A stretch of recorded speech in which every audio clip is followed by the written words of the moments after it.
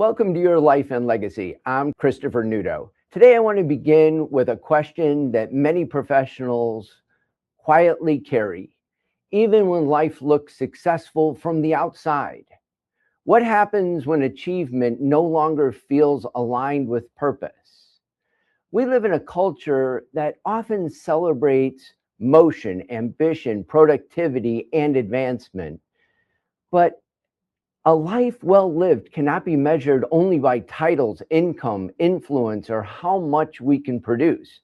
At some point, each of us has to ask whether the life we are building reflects what we truly value, who we really are becoming, and the legacy we want to leave behind.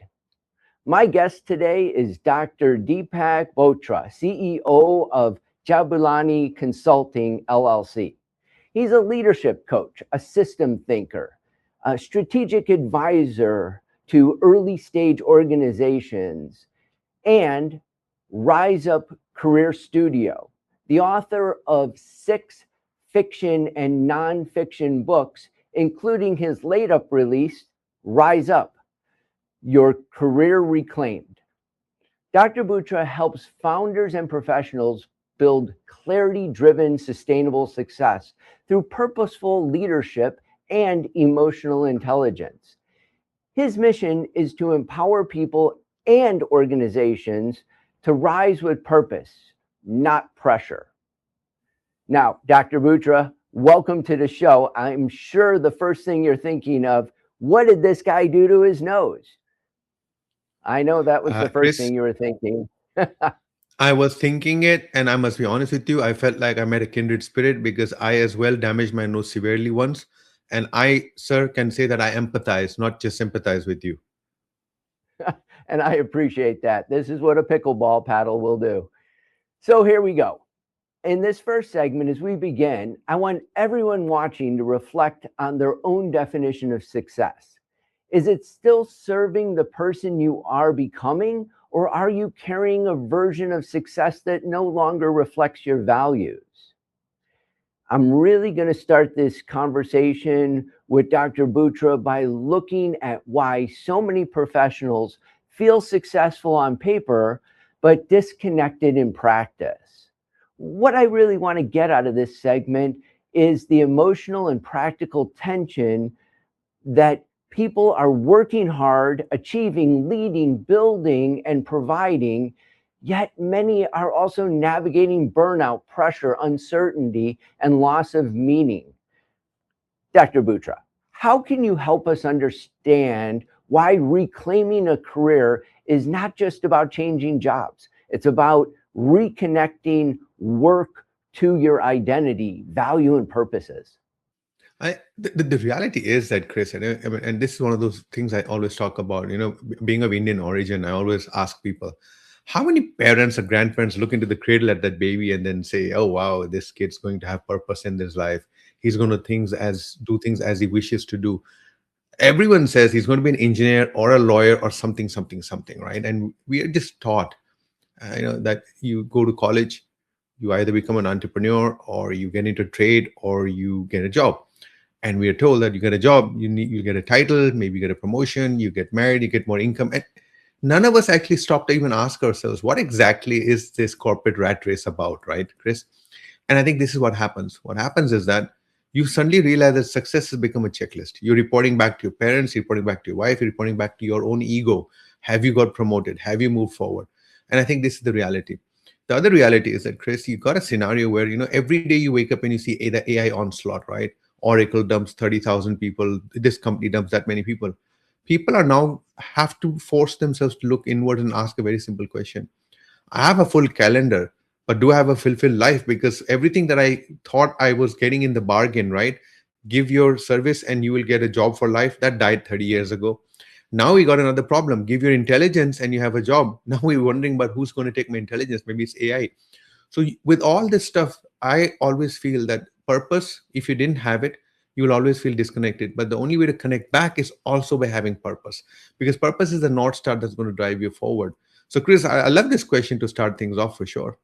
So, excellent answer. And I really appreciate you bringing focus to the conversation here. So, what are the practical steps that people need to take to really reclaim their career instead of just advancing it in the meaningless way you mentioned? I, to me, it's pretty simple. I mean, if you have a North Star, then you're thinking that you're advancing forward, right? But when you don't have a North Star, you're only advancing. Now, is it forward? Is it backward? I don't know. But reclaiming simply means that you're moving in the right direction because you have a purpose and a goal. And what, in my opinion, is that when we talk about burnout, because that's how you introduce this segment as well, right, Chris? To me, when you are reclaiming your career, what you're saying is that I'm reclaiming my career on my own terms. And when you are on your own terms, you are then in your own value system and you have your own purpose. And to me, I've realized one thing in all the work I've done, Chris, is that people suffer from burnout when they lack purpose. They don't know what this effort was for. They go to bed tired but restless. Whereas when you are doing something with purpose, you go to bed tired but not restless because you know you achieved something. And I think that's the reality. So if you want to differentiate between, it's about, don't just climb the ladder. Figure out which wall the ladder is against. That's how, Chris, I tell my clients to think about things. I love that. And is the wall that the ladder is against, is now that your definition of purpose? Because I'm sitting here thinking of our audience, and so many have heard live your life with purpose, but then they, get dressed, get in their car, go to work, or these days sign in their kitchen or living room, and next thing you know, next time they hear the word purpose is when somebody says live your life with purpose. How does one define their purpose? How does one focus in and really live life with purpose? It's not easy, Chris. I mean, look, what is purpose, first of all, right? Purpose depends upon your upbringing. Purpose depends on what you have in mind. For me, I've always realized that, people need to understand purpose is a part of the value system, right? Purpose also is, if it's a North Star, then you need to first decide, is this something that will give me the satisfaction that I am craving? Is it something that if I were to achieve, I would feel really cool about? I've also asked people to judge purpose on one simple metric. If your purpose is shallow and you're on your deathbed, you will not think about that purpose because it was not meaningful. But when you're on your deathbed, you'll either feel achievement because you achieved that purpose, or you're at least moving towards it, or you're going to feel really aggrieved that you never made that purpose. Purpose is that what I call constant validation. It's going to keep you going. It's also going to make you get through misery, get through discomfort, because you know that there's a bigger purpose to it. For a lot of people, and this is where the conflict comes, what is this purpose, right? Some people want joy, some people want balance, some people want more money. And look, I'm very careful how I say this, Chris, right? Ambition is actually healthy as long as it's guided with purpose. That's how I would position it.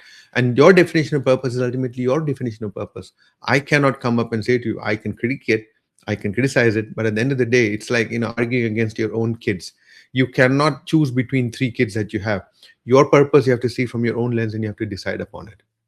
Yeah, and that's excellent. And what happens if people are heading down the road and now they're watching the show and really resonating with what you're saying, and they realize they're on the wrong road, or they're not becoming the person they want to be?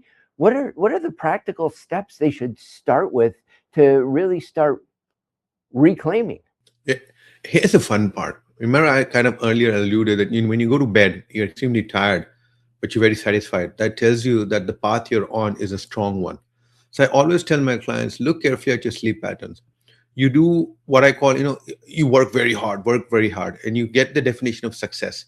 But that success is feeling more heavier than you normally do, right? To me, that means that you're performing. You're not doing what is supposed to give you purpose or that fulfillment. I don't know how to say this to you, but you get a plate of food, Chris, and on that plate of food, there's 5 items on it. There's one that you hate, there's 4 that you really enjoy. But satiety will not be achieved by just, how do you say this, eating only the stuff that you like or the stuff that you don't like. You got to get a mix of both. But when you are choosing and when you're doing the things the right way, you feel something different. That difference is one of the things that you see in sleep. You're going to see in behavior as well. I have personally realized that, when people are not managing their energy, or when people are working, they're going to first see the impact on energy. You will actually avoid things that you don't want to do because you can't see if you can connect to it. You ask yourself on a scale of 1 to 10, How much meaning did I get in the day? And if your score is at 5 or below, you have some major calibration to do. So the question honestly is, are you growing in the role, or are you just growing for the sake of growing? And that's the definition that I would say that. And here's the reality. You're doing work because you sense an obligation to it. It's like a bad marriage, Chris. I don't know how to explain this to you, right? You're in a marriage and you're only stuck in it because of the obligation that you feel towards this person that you convinced to marry you. But every night you go to bed distressed. You just don't feel comfort in it, right? I think that's the reality. Do you feel the same for your job? If you do, then you definitely are on the wrong track and you don't have the right purpose. And that's when you need to figure it out. Yeah, that's excellent. And it's funny that you brought up marriage in that, because I was actually thinking that this was profound in relationships as well, because your work is a type of relationship, your career is a type of relationship, and of course, your marriage is the ultimate in relationships. And so I'm so glad you brought that all together. I know there's going to be a lot of people watching here who are going to start focusing on their sleep patterns after this and wonder why they're waking up in a cold sweat at 3 o'clock in the morning. But now perhaps it'll be something they can resonate with regard to their purpose. So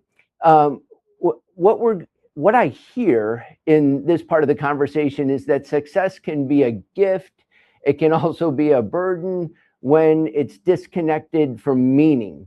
The goal is really not to abandon ambition. The goal is to redeem it, align it, and make it sure that it serves life in the way that it really matters. We're going to take a really short break. And when we come back, we're going to talk about leadership as stewardship and why emotional intelligence is essential for people who want to build something that lasts. Stay tuned.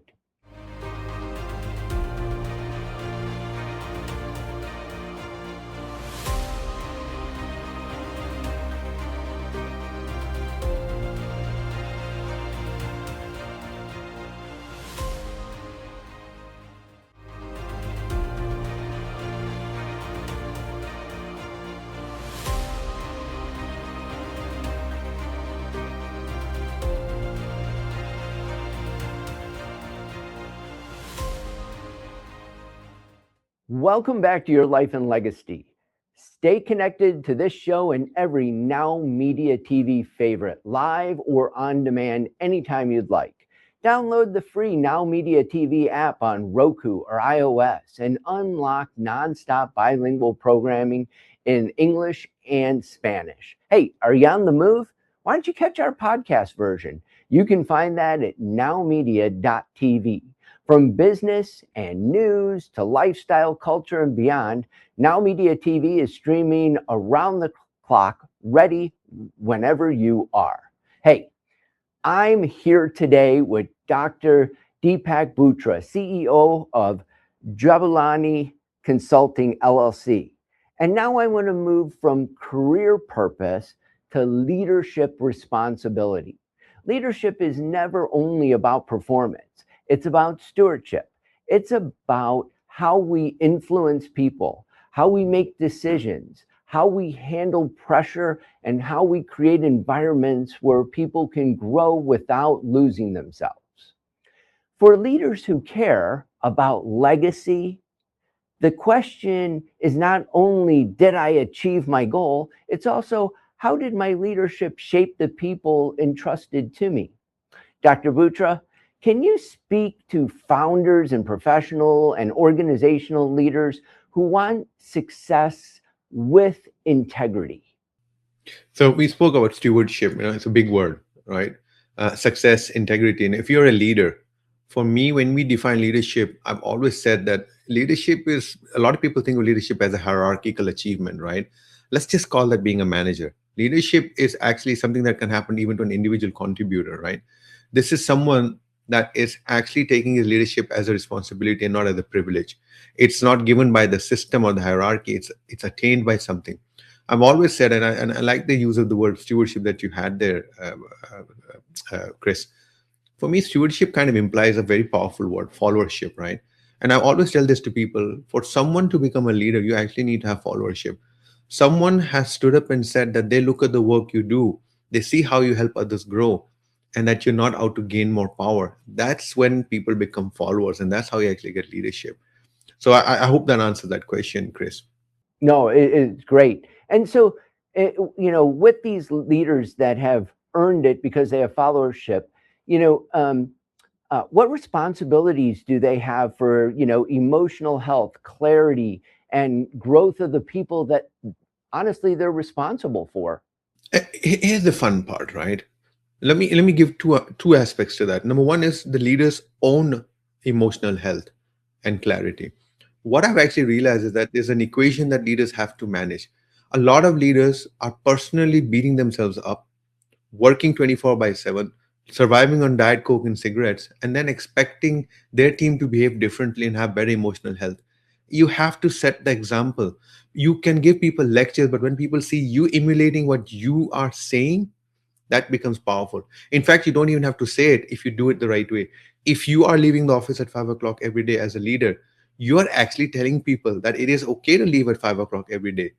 Today, in a day of technology, I mean, Chris, how many of us actually shut down at 5? We don't, right? We get in our cars, we get home, and then after dinner, we've connected again, right? Or taking a call, or sending emails. So the reality is, for me, I have always said to a leader that, if you're trying to create trust, you need to create clarity. And to create clarity, you need to have psychological safety. Believe you, people believe that what they say will not be held against them. And that is when you get magic. And I've always said this, and people tell me that Deepak, culture eats strategy for breakfast. I agree with that. Culture is very important, and leadership has a massive responsibility to deliver that culture. And to me, if you can be a great leader, right, Chris, and the culture will be there. If you are not taking care of yourself, people will see that, and you'll be surprised as to how you undermine your own culture.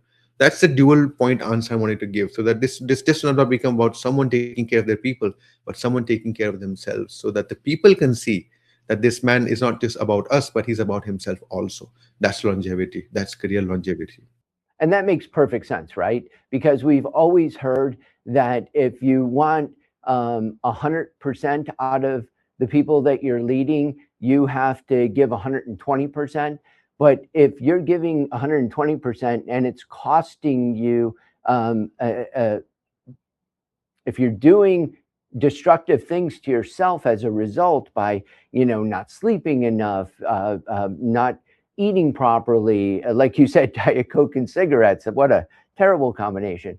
Then you're going to just kind of reap what you are sowing. So I want to get to a term that called emotional intelligence, and kind of the way leaders make decisions under pressure. Can you unpack what emotional intelligence is and how a leader's really supposed to act under pressure versus contrast that with what you've seen in the workplace where people aren't doing that well? I, Here's the fun part. I have read so many definitions in emotional intelligence that I confuse myself. So I'm going to elevate Perfect. myself above all of this, and I'm going to just answer it as follows. So we recognize that there's emotion, right? Not just of Yes. self, but in others. Now, the intelligence is the ability to recognize it. And the way I look at this is that the question that you asked, Chris, is a powerful one, right? What happens to decisions under pressure? Well, Right. pressure is so classic. When you're under pressure, you're going to see things in a very different way. And I'm an ex-sales guy, right, Chris? And I'll give you a classic example, and you'll agree with this. If you are 80% of quota, and the deal that you're going to go talk to a customer about is going to get you at 100%, are you thinking about solving the customer's pain, or are you thinking about solving your quota gap? And when you're thinking about your quota gap, you know what's going to happen? You're going to say all the wrong things. You're going to become salesy. You're going to push hard. And what happens when you push hard? People fight back. No one likes to be sold, right? No one likes to be sold to. They actually want No. to get into discovery process and figure out what's going on. No.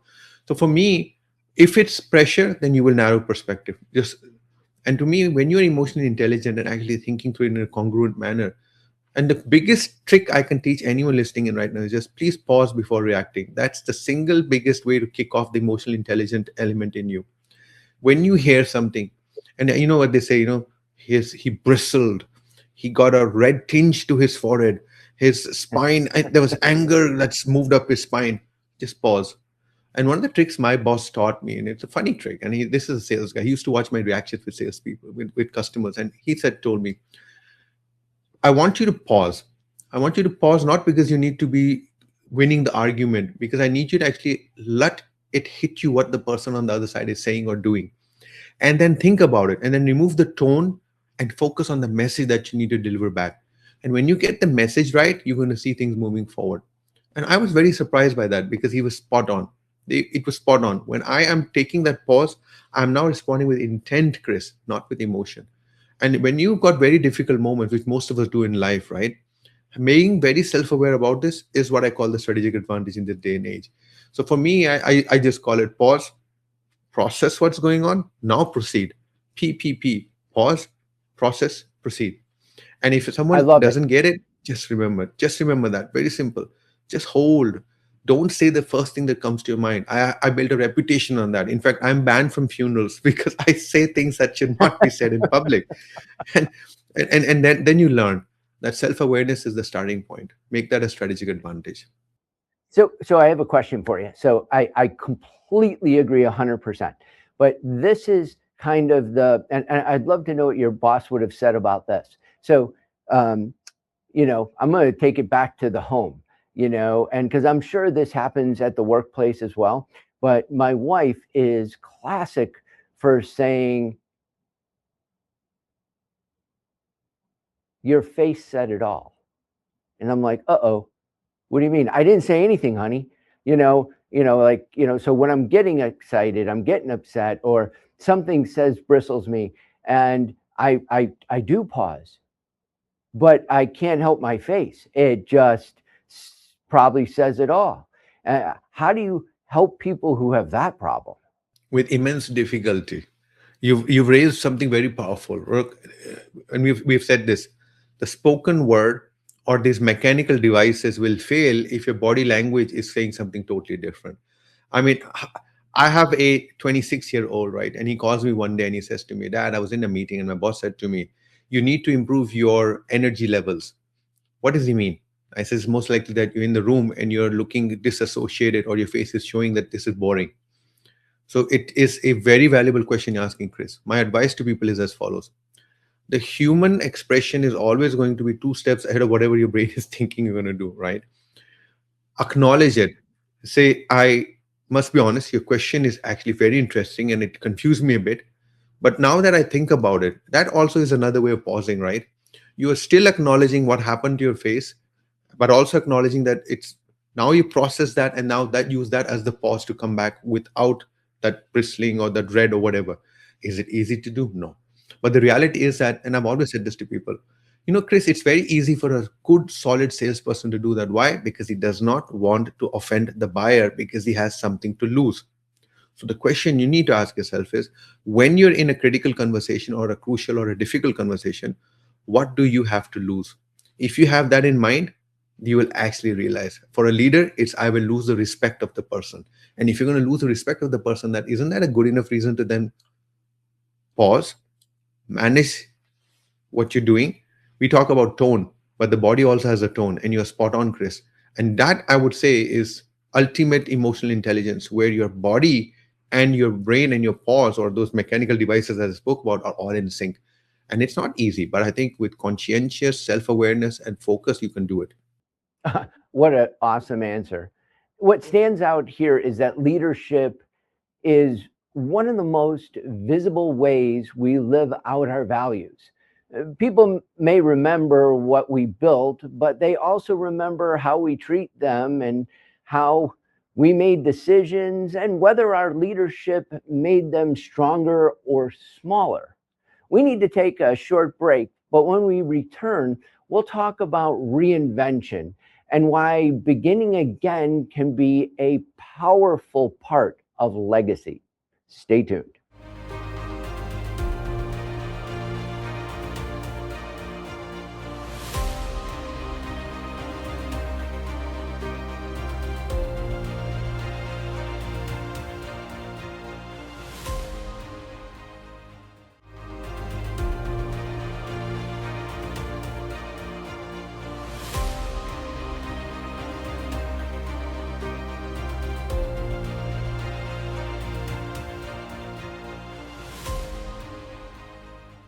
If you're watching this and sensing that a chapter in your life or career is changing, this is the part of the conversation to really lean into. Reinvention. It's not always about failure. Sometimes it's faithfulness to the next season.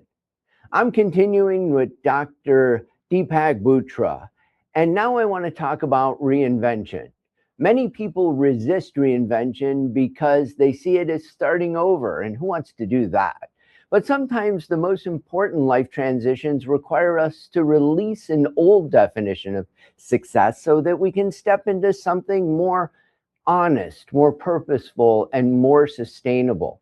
Reinvention is not just a career strategy.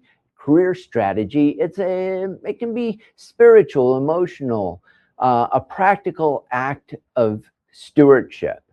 And what I want to really tie this back to where we left off in our last segment, because I think there's real value for men and women when we run into the situation where we do pause, we're quiet, and we're thinking we're implementing our emotional intelligence, but our face is saying a totally different picture.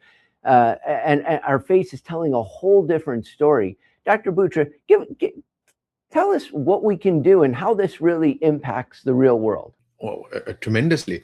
If you think about it, Chris, when you are talking to someone and he is quoting scripture, but his eyes are looking around at the women in the audience as an example, right?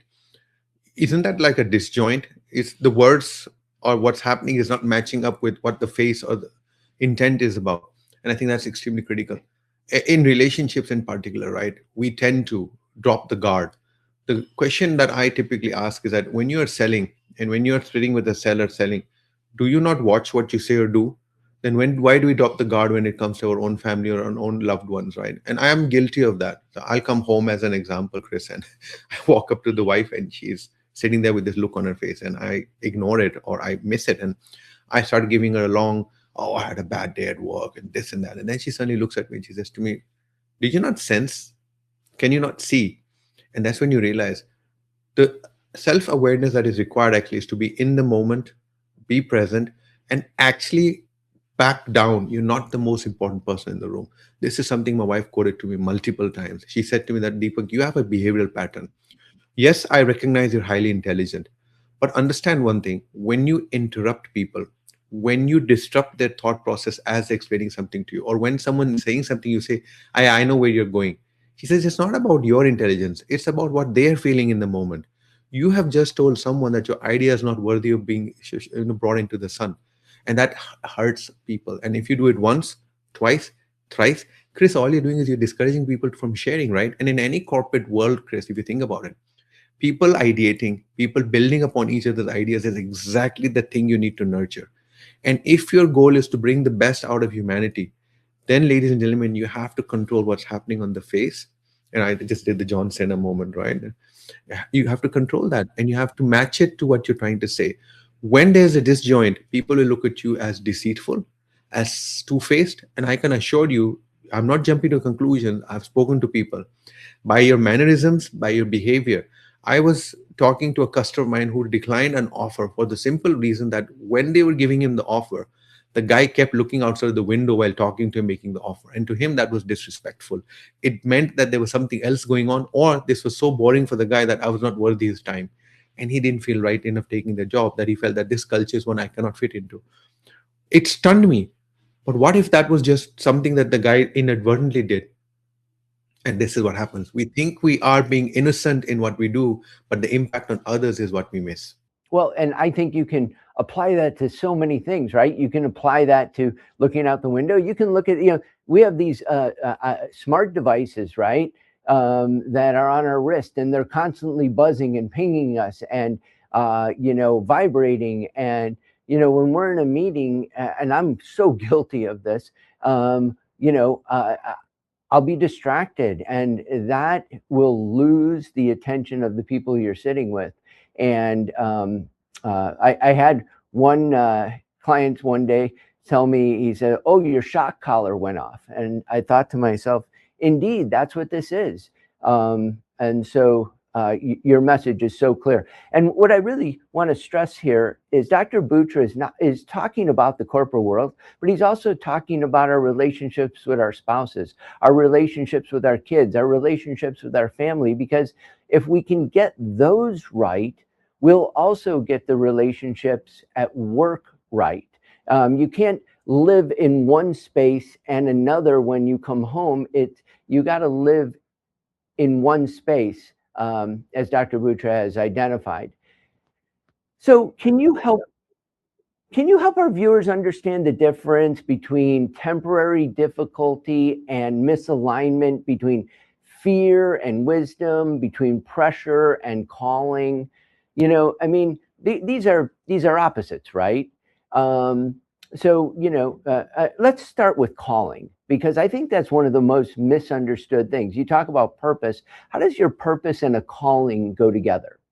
For me, this is interesting. Calling and purpose, in my opinion, is the same coin, just two sides and just two vocabulary differences, right? A Yeah, calling, I think people assume, is like a spiritual need or a desire that beckons. I get that. And North Star is, so to me, calling comes from inside, whereas the purpose or a North Star is something that is outside that you're moving towards. Put the two ah, in tandem, I think is the same thing, in my opinion, right? From a jaundiced viewpoint. But for me, when you feel that your purpose is allowing you to respond to something from inside that is satisfied by doing that, right? So as an example, for me personally, post COVID, Chris, I decided that I want to spend more time building my own business and actually coaching people for greatness, right?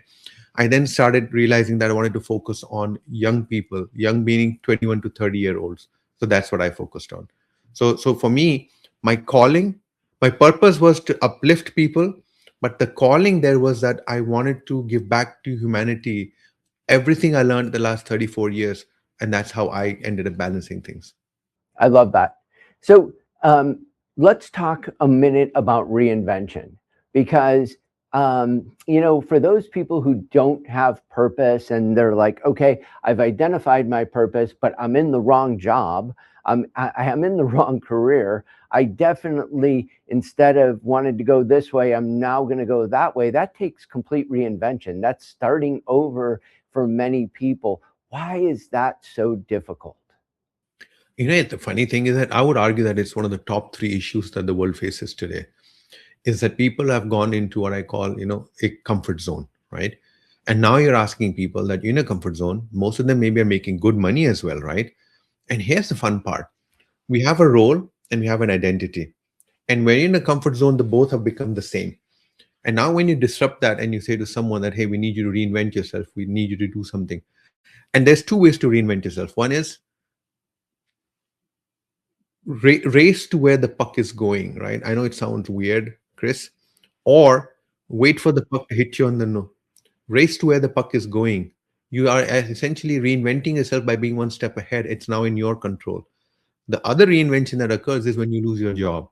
And when you lose your job, I've always told this to people, it is the most discomfort that you're going to feel in your life, because that it's not that you've been moved out of your comfort zone. It's that you've been moved out of your comfort zone by someone else and someone else is doing, not by choice. This is the difference between voluntary and involuntary, right? And this is so powerful for me that I've always said to people, you got to be very, very careful. Now, when people need to change by themselves and do something of their own volition, such as, go to where the puck is going, as an example, Deepak, I am a great lawyer, but I now realize that the legal function is under threat from AI. I would like to use AI to my favor, right? Now the question is, he needs to change his skills and his direction, not totally reinvent himself. So reinvention is not necessarily 180-degree flip, right? It's actually sometimes just a 360. You go back and you come back to where you are, but you come back rejuvenated with something different. And this is what I always tell people. People always think that reinvention means, complete trajectory breakdown, that you're going X, now you go Y. No, reinvention can also mean subtle deviation. So if you look at it mathematically, right, Chris, and I know the people on the call are going to be sitting there thinking, oh my God, there's maths. I didn't come here from the maths. Simple. When you start on a single point moving into two different directions, after a year, the distance is not that much between the two lines. But after 5 years, the distance is tremendous. So what does not look like a reinvention is actually a reinvention magnified after 5 or 10 years if you remain on that trajectory. So don't think of reinvention as something that is so rapid, so immense that you just juggle and change everything, right? If you walk home, it's adding a baby to the family. That also is reinvention. It's not about walking home and you find there's a totally new wife and a totally new set of kids, which is the neighbor's kids or someone else's kids. They do those swaps in with family swaps and all. That's not what we're talking about. So I've always told people that, when you're reinventing, it's not that you're throwing away your experience. You're actually building on the experience. You're taking that wisdom that you have into a new chapter. And I think that's what's important. People think that reinvention is about starting over. It's not, Chris. It's about starting wiser. Now you figure out a game plan and a pathway to the future. We only have a minute left here in this segment, but I want to touch on one thing that you said. And it was, when people involuntarily have to change because they lost their job, isn't that why is it that some people spiral down and other people look at it as opportunity? And I think what you're trying to let our viewers know is this is really an opportunity. And give us in 30 seconds what that opportunity can look like. It's pretty simple. You have wisdom, you have been meaningful. Your purpose is still there, your meaning is still there. You feel it's been taken away from you. You got to get that agency back. And the agency is that you still exist, you still have a family, you still have value to give. Your role was demolished, not you. Focus on the you and come back with a vengeance. That's the only way to give what do Americans call it, cold pie or cold turkey, just pay it off by this is how you hit it back on the other person's face. Come back with a vengeance. Yes, that's such a great answer. And so as we exit this segment, this reminds us that legacy is not built only through the chapters that go according to plan. Sometimes life doesn't go as planned, but legacy is also built through the moments when we listen, adjust, learn, and have the courage to move forward with wisdom. Sometimes beginning again is not the end of the story. It's the point where the story becomes aligned. We're going to take a short break. And when we come back, we'll close with systems, purpose, and what it really means to rise without being ruled by pressure. Stay tuned.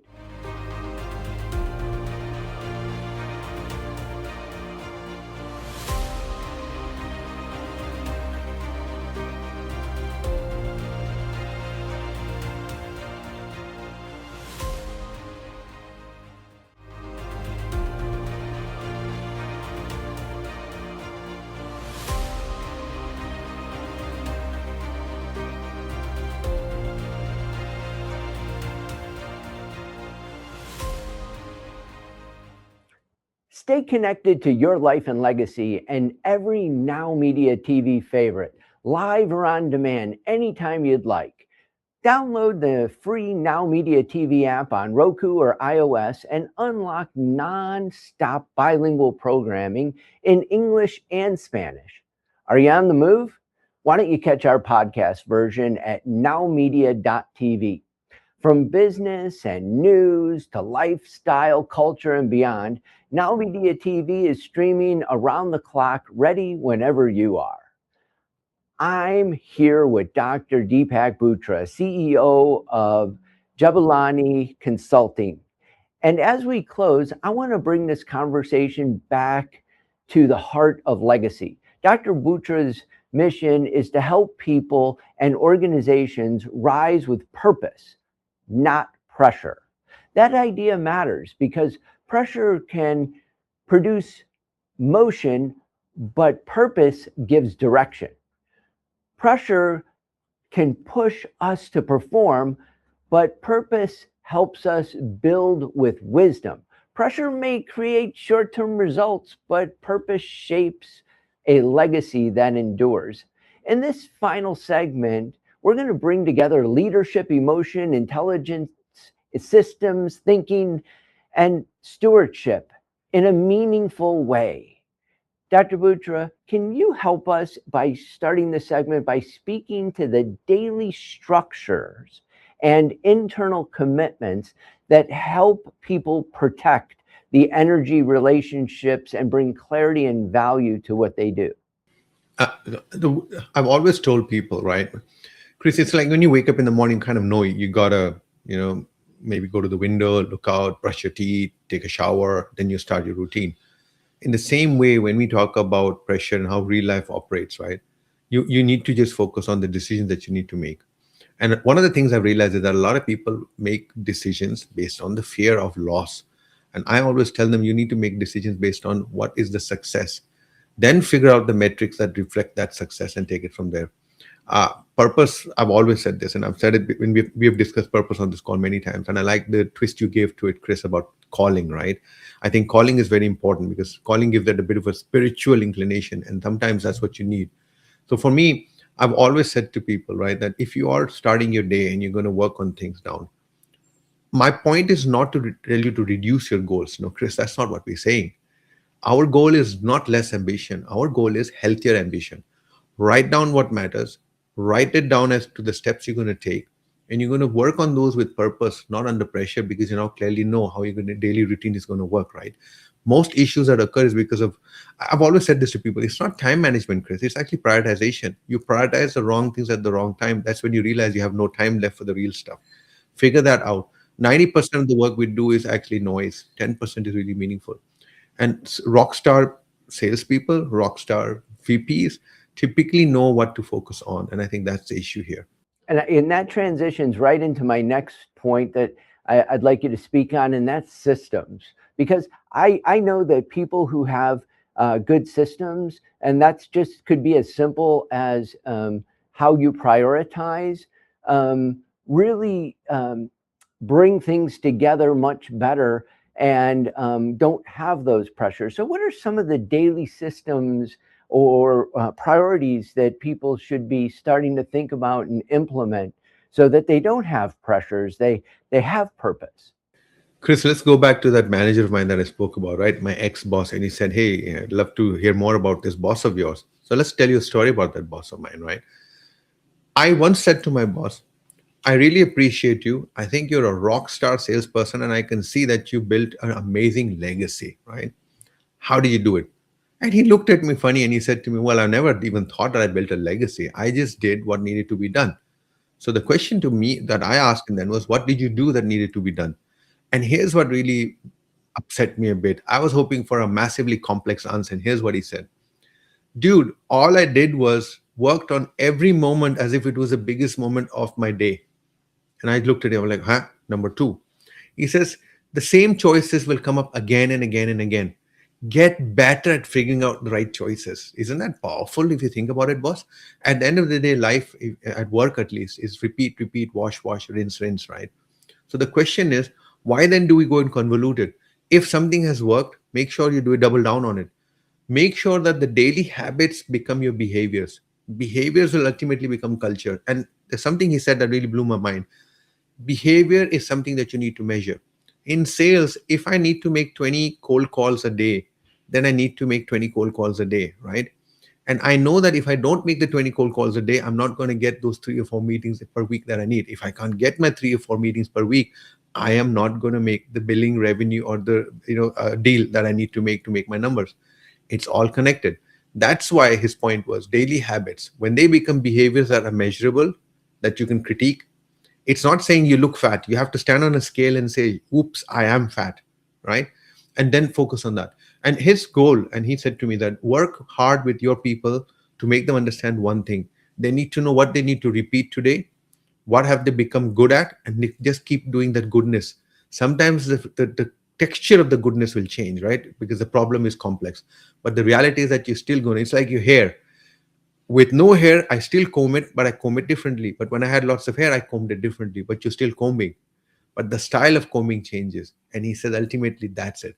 And those small choices is how we created that lasting legacy, where we looked at what he had achieved, both from a monetary net worth point of view, but more the respect that he commanded to people who wanted to learn from him. Oh, it was terrific. You had such a brilliant boss. And I love the wisdom and the way you took his legacy and how he did it and you've transformed it yourself by just learning it, doing it, and now teaching it. Dr. Bhutoria, that's our viewers are very fortunate to have you with us today. So people who are pursuing excellence, how can they do that without be consumed by, I need more, I need more, I need more, I need more? Because I don't believe that pursuing excellence and driving yourself crazy with this constant striving, I don't think they go hand in hand, do they? But I feel that our audience may have some confusion about that. It's not just your audience, Chris. I'm confused about it, right? Here's the problem, right? The reality is that human beings, and we've been kind of told, do your job. Cleanliness is next to godliness. So therefore, many of us get obsessive about cleanliness, like washing hands regularly, cleaning the countertop consistently. Hey, forget all the big words. Just step back for 1 second and ask yourself a question. What is your definition of excellence? If excellence is growth, which is measured every quarter by a skill that you add to your resume, then you're on the right track. But if you're measuring excellence by the promotion on your resume that you want every quarter, then you are simply constantly striving, as you put it, Chris, right? All you're doing is that you're like that hamster on a treadmill, immense energy being wasted, but you're getting nowhere. So for me, this is very important for people. And I say this: when you are striving, you're actually forcing unhealthy behaviors because you're now linking your self-worth. My promotion is something I need to strive for, whereas growth is what you need. Promotion is the outcome of the growth you will have in your role. When you start thinking about things like that, that's when you realize how important that is. And I always tell people, right, you have a role, you have an identity. Separate the two. Your identity always survives, your role will die.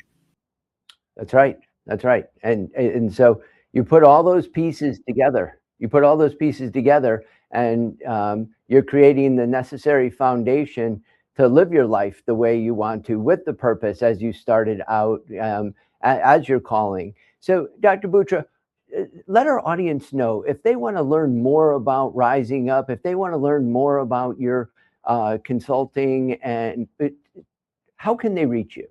Sir, I am resident on LinkedIn. I pay them rental for it. I am there 4 hours a day. I spend a lot of time on LinkedIn because most of my revenue comes from LinkedIn. I've built a network there. My website is pretty straightforward. Actually, I'm building a new initiative. It's called Rise Up at Work. It is focused on 21 to 30-year-olds who are early in their career, cannot afford coaching because it's expensive, also feel that cigarettes and Diet Coke will get through them life. And my caution is, I'm not against ambition. I want to help you with that ambition. So I can tell people to look me up on riseupatwork.com. That's where we're building it out. We're busy right now raising funds on WeFunder as well. It's a startup.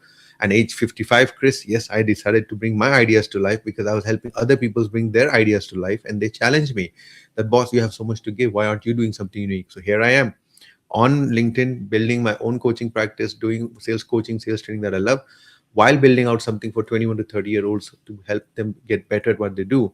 Because the world has changed, Chris, whether you like it or not. It's a different world we live in. AI, the socio-economic employment contract is gone. It's been torn. Companies really are looking at you to build your own career and focus on it yourself. That's right. And I'm going to be sending my two sons to check out that website with them so they can get the wisdom you have to share. Dr. Bhutoria, I'm so happy that you've joined us today. And hopefully people will look at your Rise Up website. You're getting your book, Career Reclaimed. And again, I just want to thank you so much for sharing your wisdom, your emotional intelligence, if I can say that, the reinvention and purpose and everything you've shared. You know, what this conversation reminds me of is the fact that legacy is not only what we leave behind, it's what we practice today. It's how we lead, how we choose, how we respond to pressure, and how we align our work with the values that matter most. And to everyone watching, we invite you to keep living with intention, leading with integrity, giving with purpose, and building a legacy worth remembering. Stay connected for more on Now Media TV.